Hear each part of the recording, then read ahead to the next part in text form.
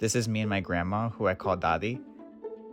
Dadi speaks Gujarati, which is a language from India, and she can't speak or understand English. I can understand Gujarati, but I can't speak it. So whenever I want to talk to Dadi, I ask someone in my family to translate what I'm saying to her from English to Gujarati. So essentially, I've never actually spoken directly to my grandma. I know, right? Thank you.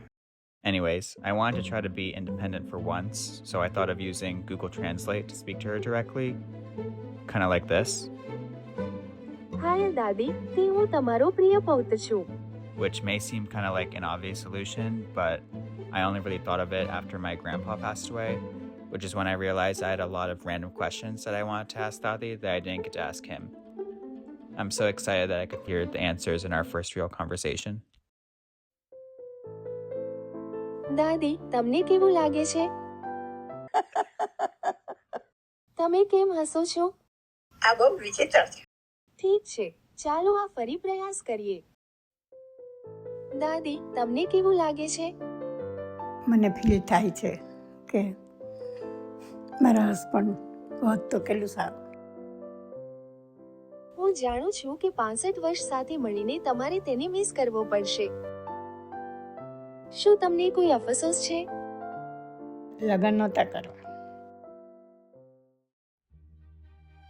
તેના બદલે તમે શું કર્યું હોત? મારે actor બનવું હતું, actress.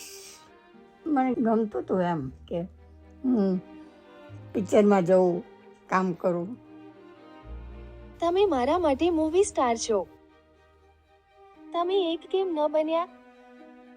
Mummy papa ના પાડે. કે સાક્ષ. તમારી અને મારી પ્રિય યાદ કઈ છે? મારો ગુડિયો 2 વર્ષનો હતો ત્યારે અમારા બેયની યાદગીરી બહુ સરસ છે. હું તમને દરેક જગ્યાએ અનુસરતો હતો. જ્યારે હું 3 વર્ષનો હતો ત્યારે શું હું તમારા સ્નાનગૃહની બહાર દરવાજાની નીચે હાથ રાખીને ઊભો ન હતો? તમે શાવરમાંથી બહાર આવવાની રાહ જોતો હતો? એ બોલતો તો, દાદી મારે આવું છે. તો હવે દાદા વિના શું કરશો? તમે તેના વિના કેવી રીતે ખુશ રહેશો?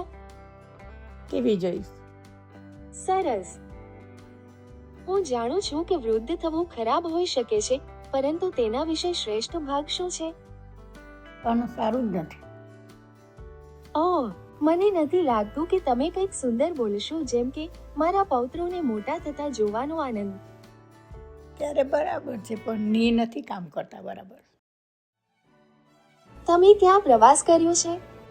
જ્યારે તમારા ઘૂંટણને નુકસાન ન થયું હોય ત્યારે પાછા? દિલ્હી, ઉટી, હરિદ્વાર, ઋષિકેશ, મથુરા, કોડેકેનાલ, પછી મૈસૂર, આગ્રા, અમેરિકા, સિંગાપુર. વાહ! તમે ભારત વિશે શું ચૂકો છો? તમે ત્યાં લગભગ 70 વર્ષ રહ્યા છો ને? ત્યાં ફેમિલી મળે બધા ને મારા ફ્રેન્ડને મળવા જતી હતી. એકબીજા વાતો કરીએ, એન્જોય થાય. અંગ્રેજી ન બોલતા યુએસમાં રહેવા જેવું શું છે? હા, તો તકલીફ જ પડે ને. બહુ તકલીફ પડે છે, કેમ કે ઇંગ્લિશ ના આવડે એટલે કોઈની જોડે બોલી નાખીએ, વાત ના કરીએ કે. તે અલગ લાગે છે, જેમ કે તમે સબટાઇટલ વગર કોઈ અલગ ભાષામાં ટીવી શો જોઈ રહ્યા છો. તમે મને જીવનની કઈ સલાહ આપી શકો છો?